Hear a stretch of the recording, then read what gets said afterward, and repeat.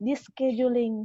Yang pertama yaitu FCFS, yaitu first come, first serve. Jadi yang pertama datang yaitu yang pertama dikerjakan. Perlu diketahui bahwa FCFS itu adalah algoritma paling sederhana ya dari semuanya. FCFS permintaan tersebut dialamatkan sesuai dengan urutan. Jadi urut dari awal sampai terakhir. Langsung saja di sini kita ke algoritmanya. Kita di sini mempunyai penjadwalan antrian permintaan dari 0 sampai 199, maaf, 199. Jadi jumlahnya itu ada 200 sektor.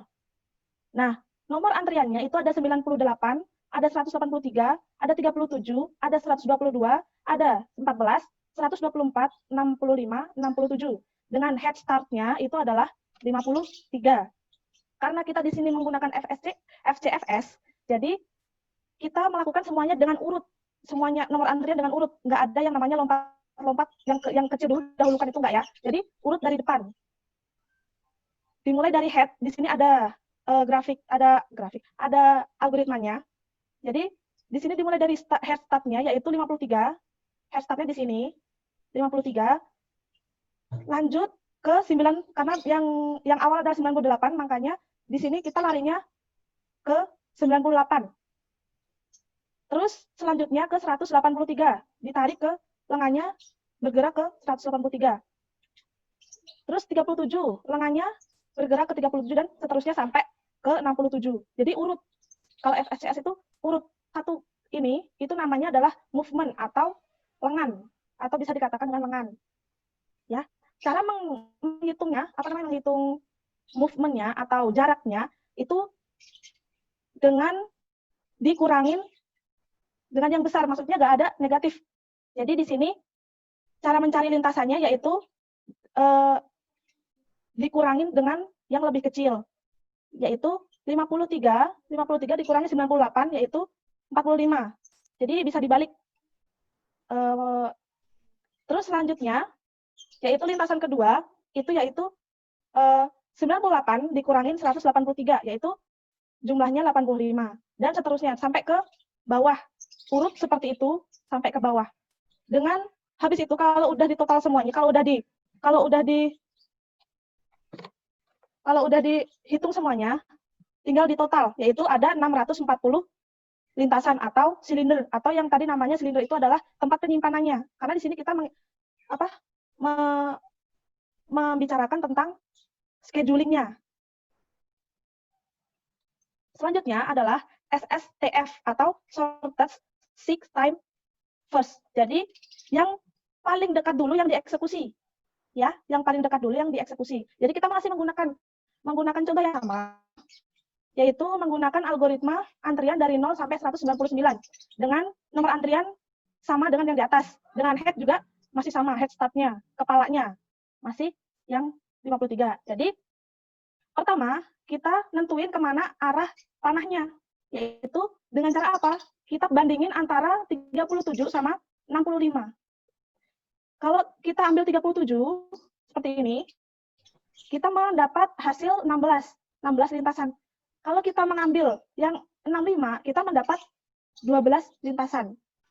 Sedangkan kita tuh mencari yang lebih dekat, 16 sama 12 itu lebih dekat yang 12. Makanya kita tarik lengannya ke 65. Kita tarik lengannya ke 65. Setelah itu, setelah dapat lengan ke kanan, kita cari lengan yang terdekat dari 65, yaitu 67. Kita tarik ke 67. Terus habis itu kita bandingkan lagi.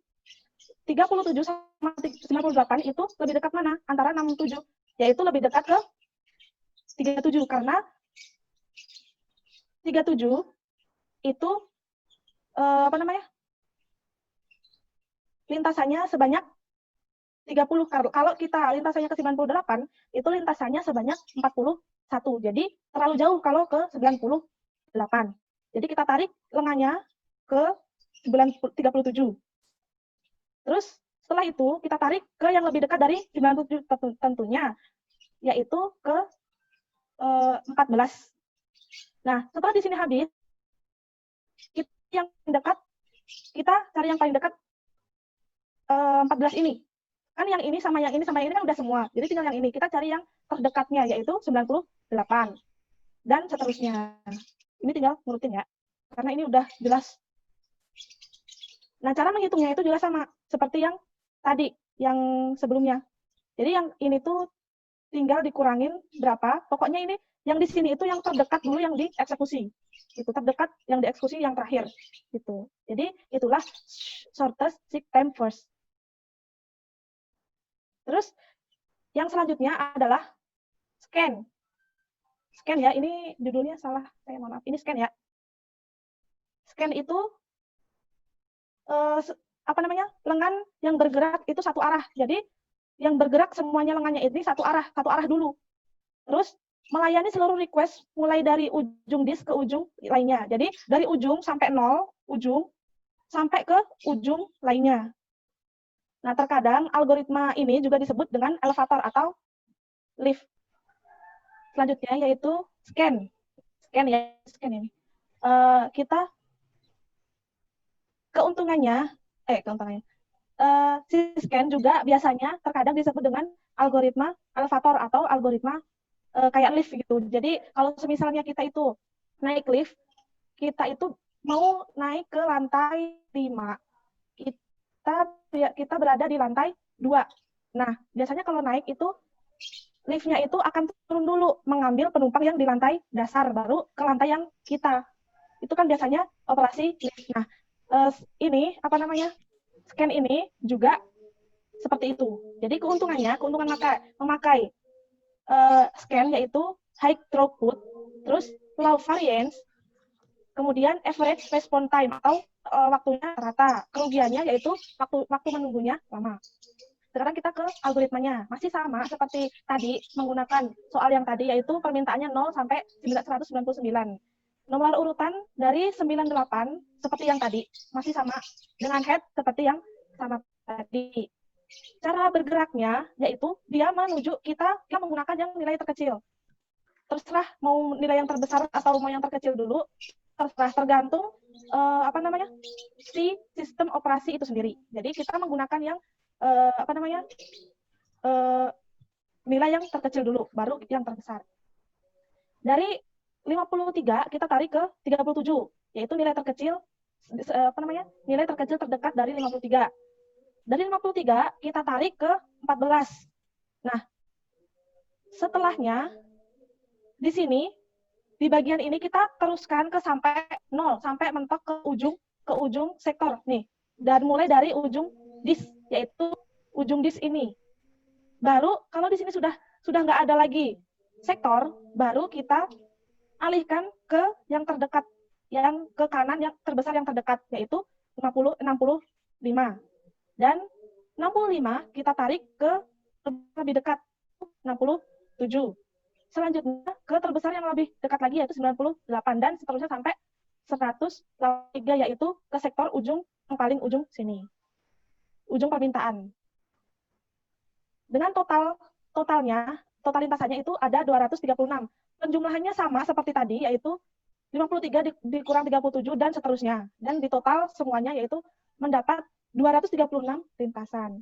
Selanjutnya yaitu syscan. Kalau tadi scan, yang sekarang adalah syscan. Syscan itu membatasi pindaian hanya satu arah. Jadi sama seperti tadi, yaitu satu arah. Ketika trek terakhir telah dikunjungi dalam satu arah, lengan kembali ke ujung disk untuk memindah. Jadi kembali ke paling ujung disk untuk memulai lagi. Jadi keuntungannya yaitu waktunya lebih seragam. Jadi waktunya itu lebih sama. Nah, selanjutnya kita menggunakan masih sama menggunakan soal yang tadi, yaitu 0 sampai 999 dan nomor urut masih sama dan head juga masih sama. Kita di sini menggunakan yang paling terbesar dulu. Mau menggunakan yang paling terkecil dulu ya, terserah. Menggunakan yang besar dulu juga nggak apa-apa. Nah, di sini kita head-nya itu dimulai dari 53.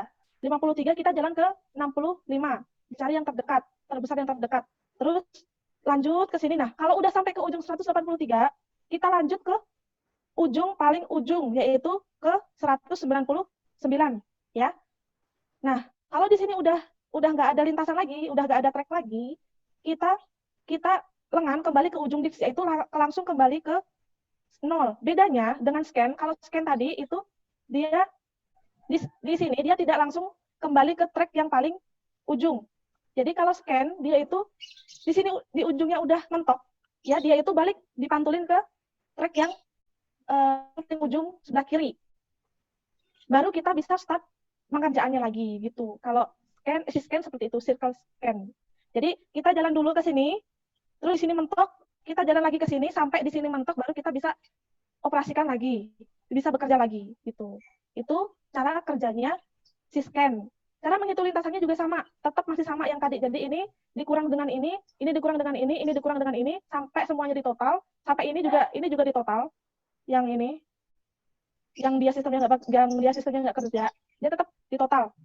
Jadi mendapat nilai lintasannya yaitu sebanyak 382.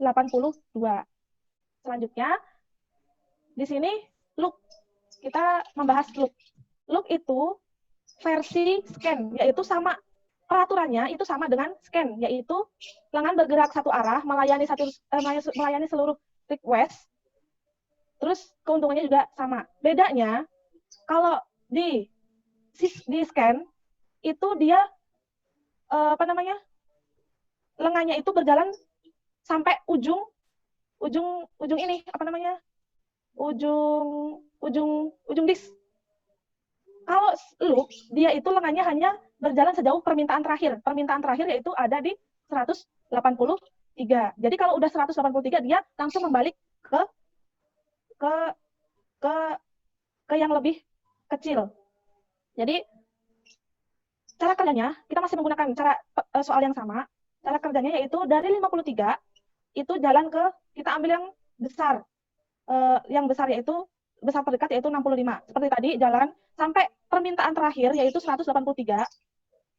Sampai permintaan terakhir. Baru di sini kalau udah nggak ada permintaan lagi, kita balikin ke permintaan yang kecil yang belum dieksekusi atau dijalankan, dikerjakan. Jadi di sini jalan dulu sampai mentok, tapi mentoknya itu dari sektor permintaan, bukan sektor ujung disk ya. Jadi sektor permintaan. Jadi di sini sampai mentok ujung sini, baru kita jalankan ke sini, baru bisa kerja lagi. Gitu. Itu sistem loop. Nah, untuk si loop nggak jauh beda sama si scan. Peraturannya masih sama seperti yang loop, yaitu sampai ujung permintaan. Ya. Kalau loop tadi itu versi scan, kalau si loop itu versi si scan-nya gitu. Jadi peraturannya masih sama. Nah, di sini kita masih menggunakan soal yang sama, yaitu nomor antrian juga yang masih sama, kita masih menggunakan head yang sama. Di sini kita dimulai dari 53 head-nya, dari 53 kepalanya dari 53. Kita jalan ke terbesar, kalau mau jalan yang terkecil dulu juga nggak apa-apa, tergantung sistem operasinya mau gimana. Jadi di sini kita jalan ke terbesar terdekat dulu, baru jalan sampai terakhir, yaitu permintaan terakhir, bukan ujung terakhir ya, permintaan terakhir. Di sini, kalau sampai permintaannya udah nggak ada di sini, kita kembalikan ke sini. Kalau yang loop tadi kita kembalikan yang terdekat, terbesar terdekat. Tapi kalau si loop kita langsung ke ujung permintaan terakhir, permintaan terakhir yang kecil di sini. Gitu. Kalau loop tadi itu kita di sini ke sini itu ke yang terdekat. Kalau yang si loop itu ke yang permintaan pertama, yang paling kecil, baru bisa jalan lagi ke eksekusi yang terdekat, terbesar terdekat gitu. Jadi cara menjumlahnya juga masih sama, yaitu 53 ke 65 itu berapa jaraknya, semuanya dihitung, sampai ini juga dihitung.